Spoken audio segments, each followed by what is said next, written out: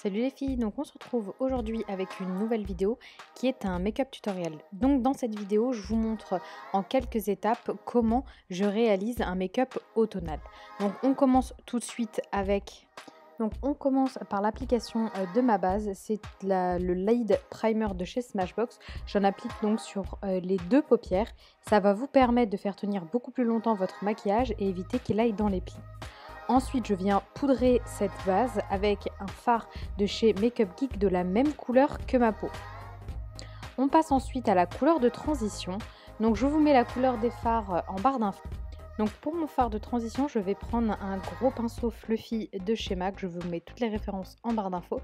Que je vais appliquer donc du coin interne au coin externe sans en fait vraiment toucher le creux de l'œil. Je vais être un peu plus haut. Ensuite, pour définir un peu plus en précision la zone, je vais appliquer juste en dessous un autre fard un ton plus foncé. Ça va créer plus de dimension dans le regard. Ensuite, pour vraiment définir le creux de l'œil, comme en amande, je vais utiliser un bordeaux avec un pinceau stylo de chez Sigma. Pour vraiment travailler avec énormément de précision, je vais prendre un pinceau liner et je vais en fait foncer le coin externe comme en faisant une forme de V pour vraiment que ce soit hyper précis. Donc je suis restée dans les couleurs automnales, bordeaux, bordeaux foncé, rouge ocre, etc. Donc ensuite j'estompe le tout avec un gros pinceau. Ensuite, j'applique ma couleur qui va en fait aller sur toute la paupière mobile pour vraiment avoir un effet beaucoup plus intense. Vous humidifiez votre pinceau et vous trempez votre pinceau donc dans votre fard à paupières.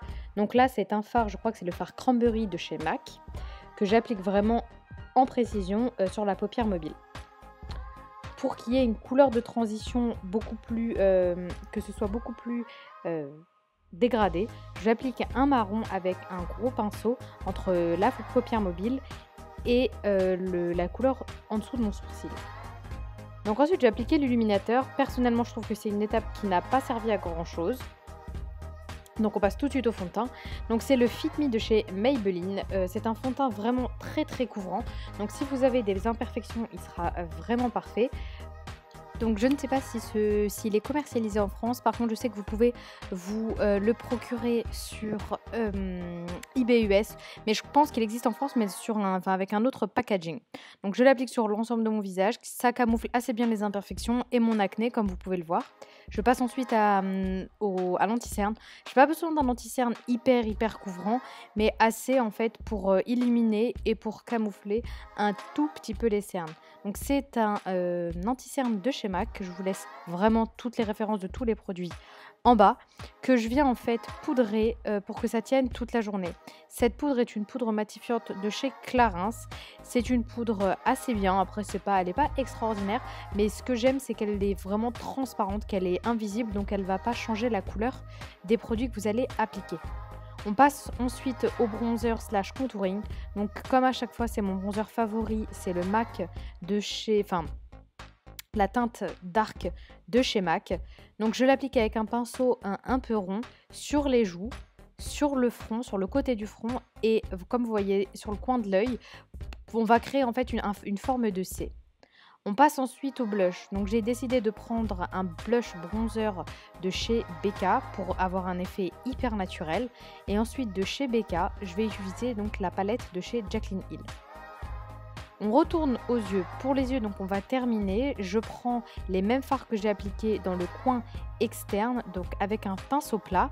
Puis avec un pinceau beaucoup plus précis, je vais prendre le bordeaux beaucoup plus foncé en coin externe que je vais un tout petit peu étirer vers le coin interne.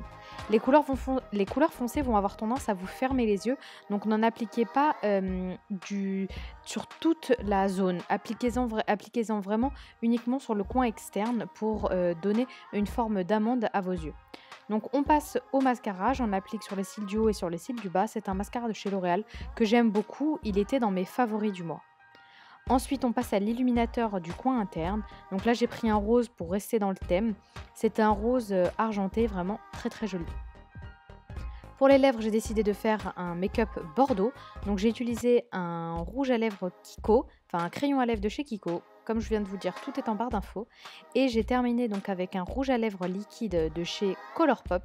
C'est le Viper qui tient extrêmement bien et qui est vraiment très joli. Si ça vous intéresse, je vends, parce que je l'ai en double, je me suis trompée, j'ai pris en double. J'en vends quelques-uns, enfin je vends quelques-uns de mes Colourpop sur mon Vinted. Bref, pour enlever le côté poudré, j'ai rajouté un peu de base fixante. Et voilà!